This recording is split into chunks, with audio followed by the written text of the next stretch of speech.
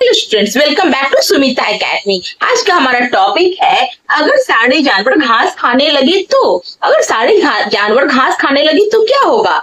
अगर मान लिया कि जंगल का राजा शेर, चीता, भालू ये सब मांसाहार छोड़कर घास खाने लगे। गाय भैंस जैसे गाय और बकरी घास खाती है ना, वैसे ये लोग भी घास खाने लगे तो क्या होगा। तो आप लोग सोचेंगे कि चलो तब तो इससे क्या हो जाएगी, शांति हो जाएगी, कोई किसी को नहीं मारेगा और बहुत ही अमन शांति हो जाएगी। लेकिन नहीं, ऐसा नहीं होगा।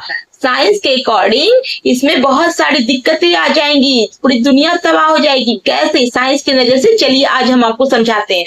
तो सबसे पहले क्या दिक्कत होगी, नंबर 1 में क्या है, collapse of the food chain, यानी कि फूड चेन का कोलैप्स हो जाएगा। क्योंकि फूड चेन का हम जानते हैं कि क्या होता है, सन जब हीट देती है तो ग्रास ग्रो करता है और ग्रास को ग्रो करता है तो ग्रास को कौन खाता है, डियर खा लेता है। और जब डियर हो गया, बकरी हो गई, गाय हो गई तो वो क्या खाते हैं, ग्रास खा लेते हैं। और उसके बाद उस डियर को कौन खा लेता है, टाइगर खा लेता है। और एक फूड चेन चलता रहता है, यानी कि सन से जो शुरू हुआ वो टाइगर पे आके खत्म हो गया।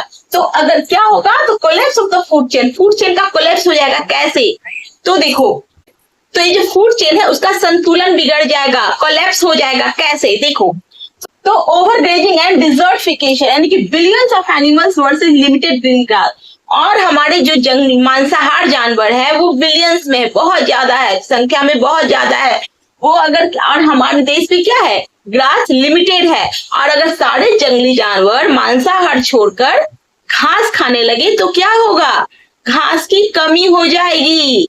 उसके बाद क्या होगा, डिस्ट्रक्शन ऑफ फॉरेस्ट। तो जितने भी जंगल है, जंगल में जितने भी घास है, पेड़ पौधे हैं, सबको क्या करेगा, वो जंगली जानवर खाने लगेगा।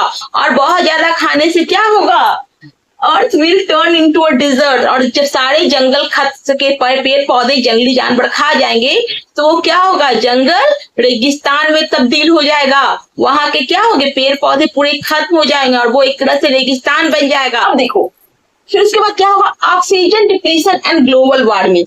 क्या होगा कि अगर सारे धरती के पेड़ पौधे खत्म हो जाएंगे तो क्या होगा, अगर सारे जंगली जानवर तो वो पेड़ पौधे खाने लगे हैं तो वो सारा पेड़ पौधा खा गए। अब क्या होगा कि ऑक्सीजन की कमी हो जाएगी। कैसे कमी होगी, अगर सारे पेड़ पौधे वो खा जाएंगे तो पेड़ से तो क्या होता है, नो प्लांट नो फोटोसिंथेसिस, यानी कि पेड़ पौधे ही नहीं रहेंगे। क्योंकि फोटोसिंथेसिस का क्रिया कौन करता है, पेड़ पौधे करते हैं ना। तो जब सारे पेड़ पौधे पत्ते वगैरह खत्म हो जाएगा, पत्ता ही नहीं रहेगा, तो फिर फोटोसिंथेसिस का क्रिया कैसे होगा। और जब फोटोसिंथेसिस का क्रिया नहीं होगा तो फिर ऑक्सीजन कहाँ से आएगा, तो ऑक्सीजन की तो कमी हो जाएगी ना।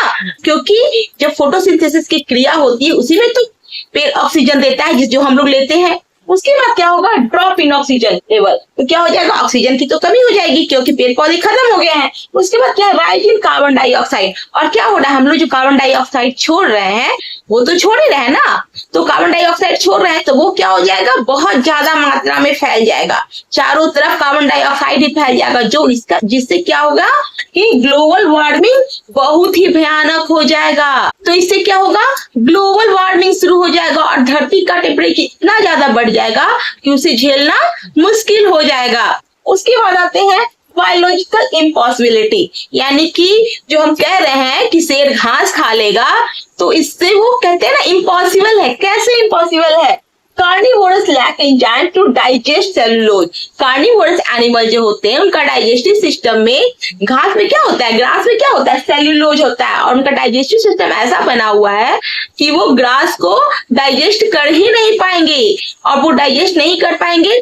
तो उनके लिए ग्रास खाना बहुत मुश्किल हो जाएगा। और वो क्या होगा, शॉर्ट डाइजेस्टिव ट्रैक्ट। और जो ग्रास को खाने में जो सेल्यूलोज होता है वो उनके बॉडी में होता ही नहीं है, तो वो ग्रास को ज्यादा देर तक डाइजेस्ट नहीं कर पाएंगे, वो डाइजेस्ट ही नहीं कर पाएंगे। उससे क्या होगा, स्टार्वेशन एंड एक्सटिंक्शन। और क्या होगा कि वो भूख से मर जाएंगे। भूख से मरने की वजह से क्या होगा, वे इस दुनिया से विलुप्त होने लगेंगे। एक्सटिंक्शन, वो यहाँ से क्या होगा, एक्सटिंक्शन का मतलब क्या होता है, विलुप्त हो जाना। और वो क्या होगा कि दुनिया से विलुप्त होना शुरू हो जाएंगे, उनका नामो निशान मिटना शुरू हो जाएगा। तो क्या होगा, conclusion, the perfect design of nature. तो इतना जान लो, नेचर ने जो डिजाइन किया हुआ है कि क्या कहा है कि सन के हीट से ग्रास होगा और ग्रास को कौन खाएगा, डियर खाएगा, यानी कि शाकाहारी जानवर खाएंगे, और डियर को कौन खाएगा?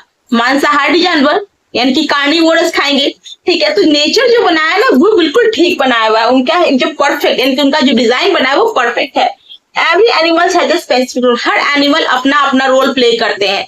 कोई एनिमल किसी दूसरे का काम नहीं करते, जो घास खाने वाला है वो घास खाएगा, और जो कार्निवोरस है वो हार्बीवोरस को खाएंगे। तो यानी कि नेचर ने हर चीज परफेक्ट किया हुआ है, मतलब बैलेंस करने के लिए किया हुआ है, जिससे नेचर बैलेंस रहे। ठीक है ना। उसके बाद क्या है, बायोडाइवर्सिटी ऑफ सर्वाइवल, हर आदमी को जिंदा रहने के हिसाब से कैसे, अगर सारा वो नेचर के हिसाब से चलेगा तो सरवाइव करना ज्यादा आसान हो पाएगा। नेचर के हिसाब से चलने से ही सारा चीज सरवाइव होता है, यानी कि नेचर ने जो बनाया हुआ वो बिल्कुल परफेक्ट बनाया हुआ है, उससे कोई छेड़छाड़ हम नहीं कर सकते, क्योंकि उसको करने से विस्फोट हो जाएगा, है ना, असंतुलन फैल जाएगा।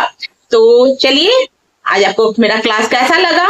आपको उम्मीद करते बहुत यूजफुल लगा होगा, और नेक्स्ट क्लास में फिर कोई नए टॉपिक के साथ मिलते हैं। और आपको मेरा क्लास अच्छा लगा हो तो प्लीज लाइक एंड सब्सक्राइब करें और अपने दोस्तों के साथ शेयर करें। तो चलिए, एक बात बताइए कि इस सिचुएशन में कौन सा एनिमल ज्यादा दिन तक सरवाइव कर पाएगा?